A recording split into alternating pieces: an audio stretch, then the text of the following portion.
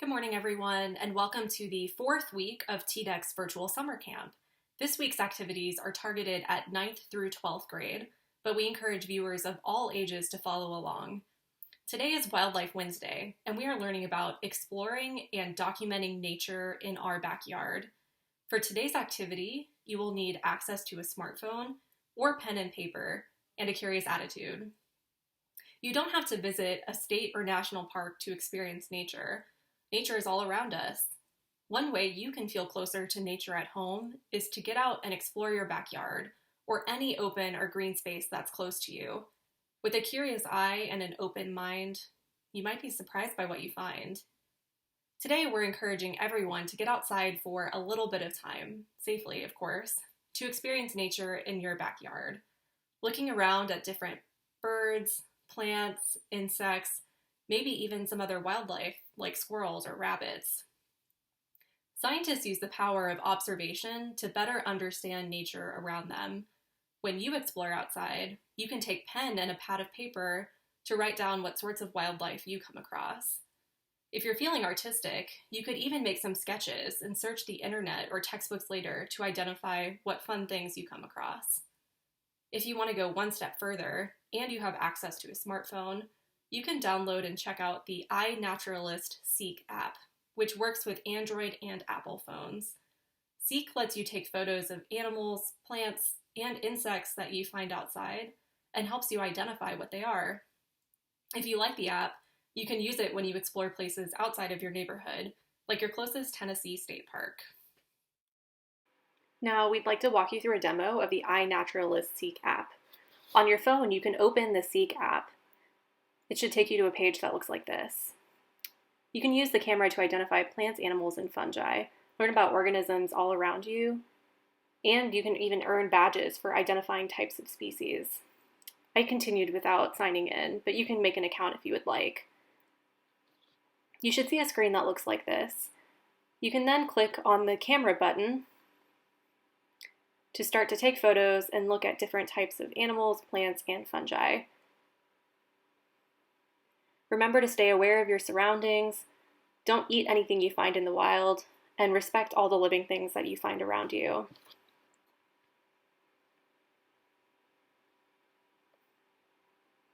I then started to look at different plants around me.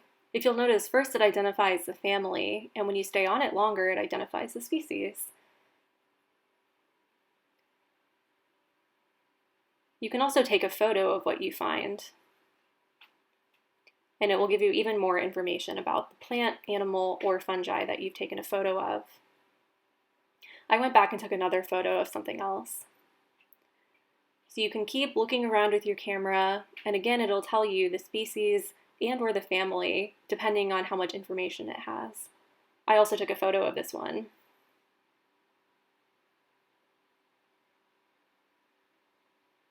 So this was the Japanese honeysuckle.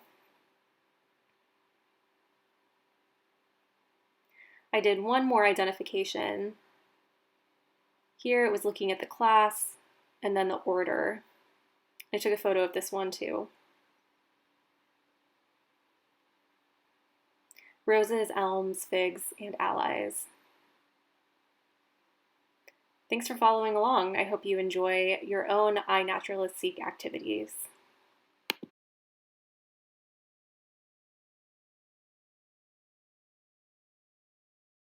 Wondering what you might come across? It really depends on where you live. Some birds you might find include woodpeckers, blue jays, chickadees, and cardinals. If you're looking for insects, you might find pollinators like bees and wasps, or beetles, butterflies, ants, or grasshoppers. You might even spot the official state butterfly, the zebra swallowtail. Those butterflies can be spotted by some native Tennessee plants, like azalea, goldenrod, coneflower, or asters.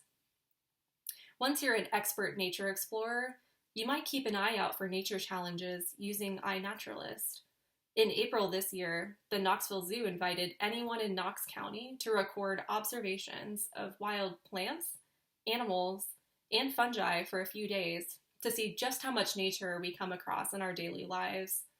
Look out for any challenges in your area, or think about starting one with your neighborhood or your school group. Thank you for following along for today's Wildlife Wednesday activity. We hope you enjoyed the lesson and learned a little bit about nature in your backyard. Tune in tomorrow at the same time for Earth Friendly Thursday. We hope to see you then.